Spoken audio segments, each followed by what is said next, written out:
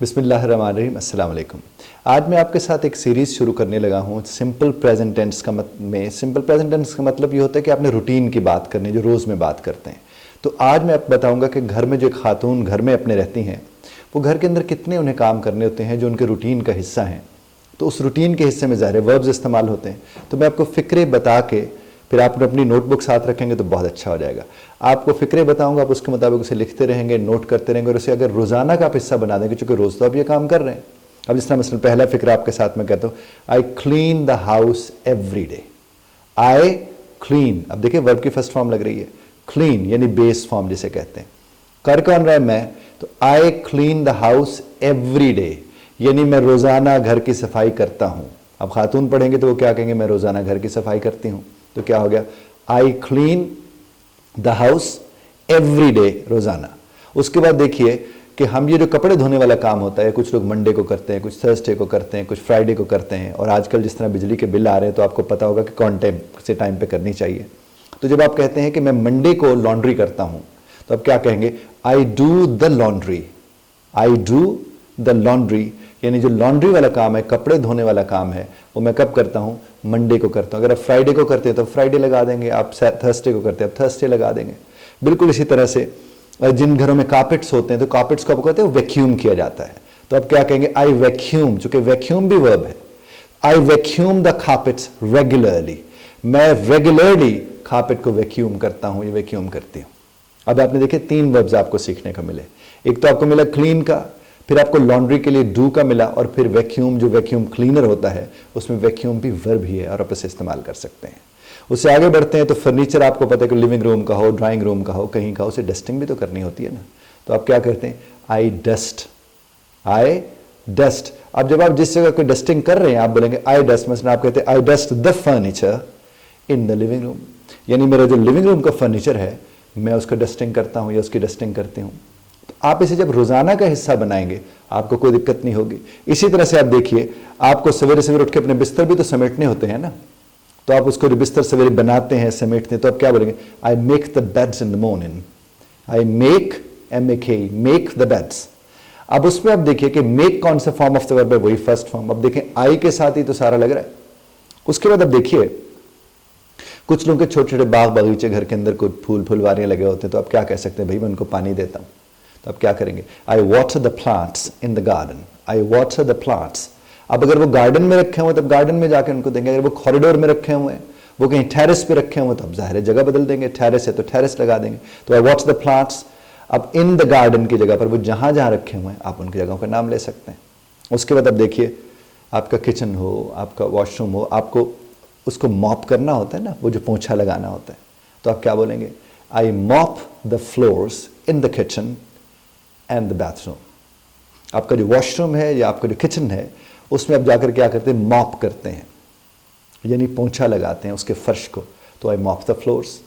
उसके बाद आप देखिए कपड़े भी तो इस्त्री करने होते हैं, और वो तो ख़ास तौर पर देखिए कि जो बिजली के बिल पे लिखा हुआ है कब करने चाहिए तभी कीजिएगा। तो उसको कुछ लोग वीकली करते हैं, कुछ ट्वाइस अ वीक करते हैं, कुछ वंस अ वीक करते हैं। तो आप क्या बोलेंगे? I iron the clothes for the week, यानी पूरे हफ्ते के लिए मैं एक ही दफ़ा कपड़े इस्त्री कर लेता हूँ या कर लेती हूँ। इसी तरह से देखिए जो साफ़ सुथरे कपड़े हम जब लॉन्ड्री हो जाती है, कपड़े धुल जाते हैं, वो सूख के अपने अपने अपने कमरे में कहीं रख दिए हैं, तो आप क्या करते हैं? आप यही करते हैं, अपने फोल्ड करते हैं और फिर एक जगह पे रखते हैं। तो आप क्या बोलेंगे? आई फोल्ड, यानी मैं उन्हें तह लगाता हूँ, and put away the clean laundry, वो जो साफ वाली लॉन्ड्री होती है उसको साइड पे रख देता हूँ।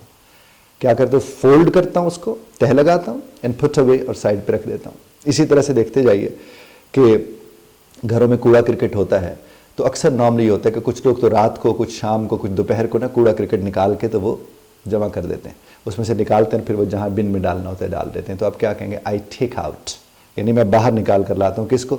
द ट्रैश, वो जो कूड़ा क्रिकेट होता है आपका। So I take out the trash in the evening, कि शाम को कुछ लोग होते हैं अपना किचन धो के साफ करके सोते हैं, तो वो रात को अपना वो सारा बांध के ट्रैश वो बिन करके आते हैं, जो कि सवेरे कूड़े वाले आते हैं तो उठा के ले जाता है। तो आप क्या करेंगे? I take out the trash in the evening.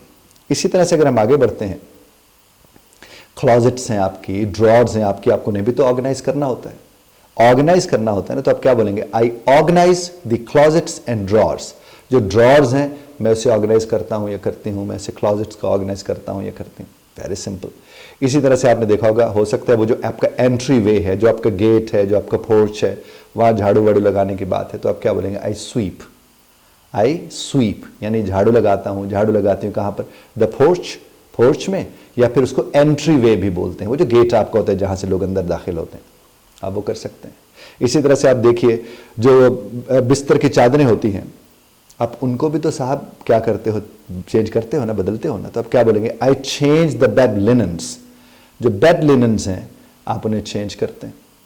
इसी तरह से आप कहते हैं जो विंडोज़ हैं, खिड़कियां हैं, दरवाजे हैं, कुछ उनको आप जाके बाकायदा वो जो होती है ना जिनको धोया जा सकता है, आप कहते हैं मैं उनको धोता हूँ या धोती हूँ, तो आप क्या बोलेंगे?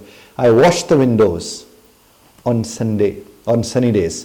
अच्छा हाँ, सनी डेज भी आप कह सकते हैं, यानी आप उन दिनों में जाकर उनको करेंगे ना जब अच्छी खासी धूप निकली हुई होगी। इसी तरह से क्या होता है कि जहाँ पर आपके जो क्लीनिंग की सप्लाईज होती हैं, वो जो क्लीनिंग के, वो हार्पिक हो गया, वो ब्रश हो गया, इस तरह की चीज़ें, उनको भी तो स्टॉकअप करना होता है, उनको ज़ख़ीरा करना है, उनके इकट्ठा करने, एक जगह पे रखना है। चीज़ें आप लाए हैं तो आप उनको भी तो नॉर्मली अपने रूटीन में करते हैं। तो आप क्या कहते हैं? आई स्टॉकअप ऑन क्लीनिंग सप्लाईज।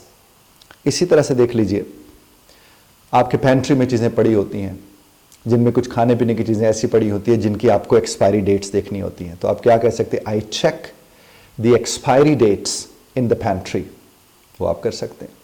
कुछ लोगों ने घरों में वासेस रखे होते हैं जिनको गुलदान कहते हैं, वासेस। आप उनके अंदर फूल ताज़ा अरेंज करते होते हैं, तो आप क्या बोलेंगे? आई arrange fresh flowers in vases, कह सकते हैं आप। इसी तरह से देखिए जो सिल्वर वेयर्स होते हैं, कुछ होते हैं ना सिल्वर वेयर्स जिनको आप पॉलिश भी कर सकते हैं, तो स्पेशल ओकेजन जब आते हैं तो उनके ऊपर लोग अक्सर उन्हें पॉलिश करते हैं, तो आप कह सकते हैं कि I polish silverware for special occasions. बिल्कुल कह सकते हैं आप। इस तरह कुछ लोग होते हैं पूरे वीक के प्लान, वो जो मील होता है उसको प्लान करते हैं, तो आप क्या बोलेंगे? I plan meals for the week. पूरे हफ्ते के लिए मैं अपने मील्स को, अपने खाने जो मैंने जब पकाने, मैं प्लान करता हूँ।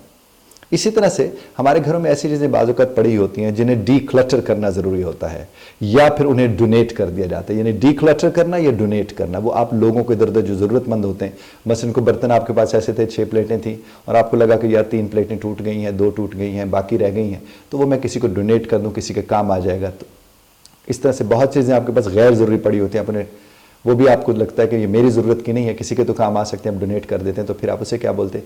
आई declutter. I declutter and donate items we no longer need, यानी जिनकी मुझे ज़रूरत नहीं होती है। तो आज जनाब मैंने 20 फ़िक्रे आपको सिखाए हैं, और 20 फ़िक्रों का मतलब 20 वर्ब्स हैं, और 20 वर्ब्स का मतलब ये वो 20 वर्ब्स हैं जो रोज़ाना की बुनियाद पर आप अपने घरों में इस्तेमाल करते हैं।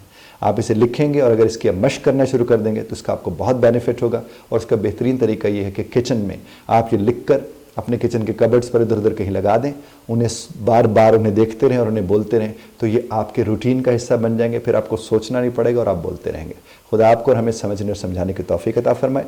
इख्तिलाफ राय का हक़ आप महफूज रखते हैं, बज़रत तर्ज़ इख्तिलाफ राय का ख्याल रखिएगा।